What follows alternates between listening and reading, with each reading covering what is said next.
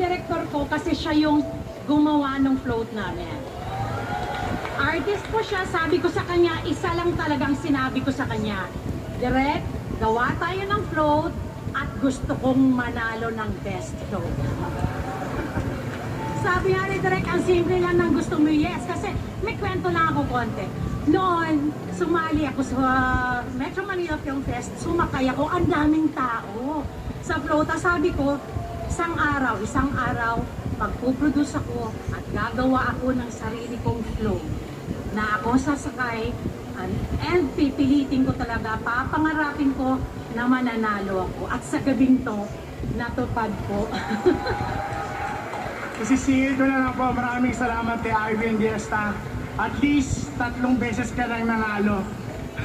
Kami po yung dalawang producers, magulo talaga pag palagi nagme-meeting. And yun pa yun. So yung